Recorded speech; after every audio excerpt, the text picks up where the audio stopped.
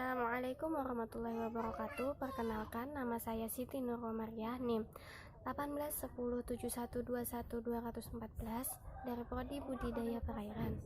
Di sini saya akan menampilkan video praktikum mandiri untuk memenuhi tugas mata kuliah Fisiologi Hewan Air. Pertama, menyiapkan alat dan bahan. Wadah untuk perlakuan, di sini saya menggunakan toples bening. Yang kedua, garam. Saya menggunakannya dalam perlakuan sebanyak 3 sendok. Yang ketiga, sendok digunakan untuk mengukur garam. Yang keempat, ikan sebagai bahan pengamatan. Perlakuan pertama, ikan dimasukkan dalam toples bening yang sudah diisi air tawar. Setelah itu, lakukan pengamatan tinggal laku ikan selama 1-2 menit.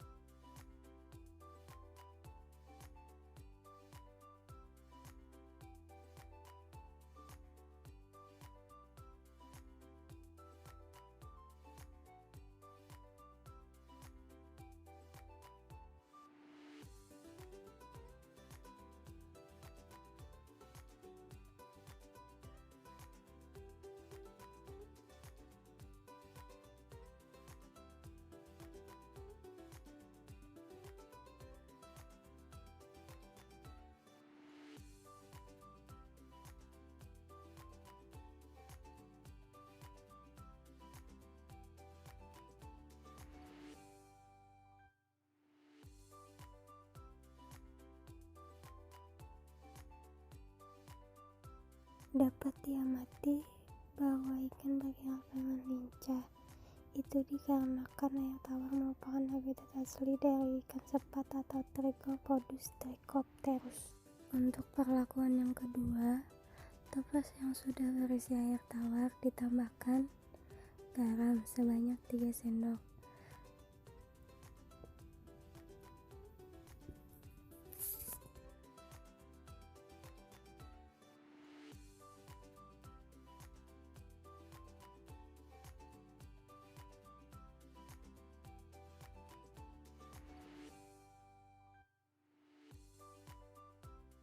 Setelah itu, aduk garam hingga larut.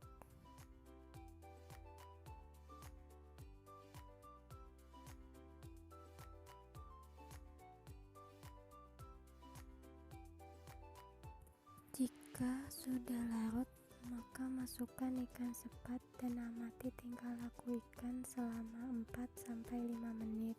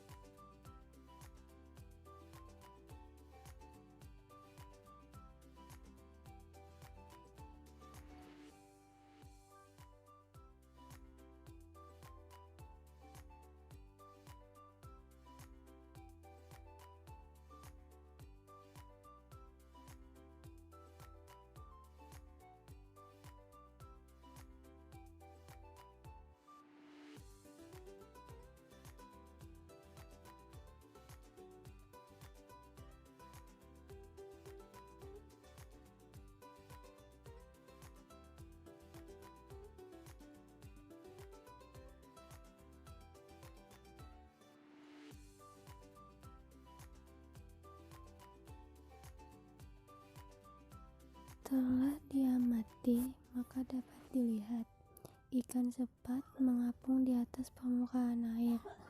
Ikan sepat juga banyak meminum air, dan ikan sepat terlihat dehidrasi.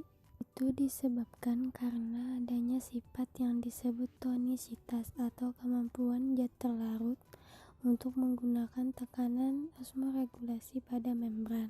Osmoregulasi adalah proses yang membuat cairan melewati dinding sel hidup, atau untuk lebih spesifik lagi yaitu merupakan pergerakan air dari area dengan konsentrasi zat terlarut rendah ke salah satu konsentrasi zat terlarut tinggi pada membran semi berpori. Tambahkannya garam pada perlakuan kedua agar membuat air sama seperti air laut bersifat hipertonik untuk ikan yang tinggal di dalamnya.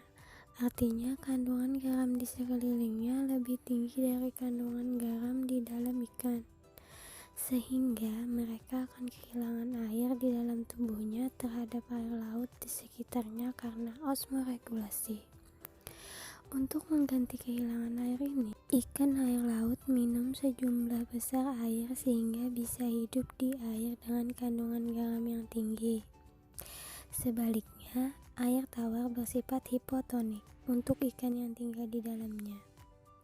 Artinya, kandungan garam dalam tubuhnya lebih tinggi dari air di sekitarnya. Karena osmoregulasi, air terus mengalir ke dalam tubuh mereka. Agar bisa bertahan hidup, ikan air tawar harus terus-menerus mengeluarkan air kencing. Dengan demikian, ketika memasukkan ikan sepat ke dalam air asin, air di dalam tubuhnya akan mengalir keluar ke air dengan kandungan garam tinggi di sekeliling tubuhnya, sampai mereka akan mati karena dehidrasi. Ikan sangatlah sensitif dengan perubahan kandungan salinitas sekecil apapun.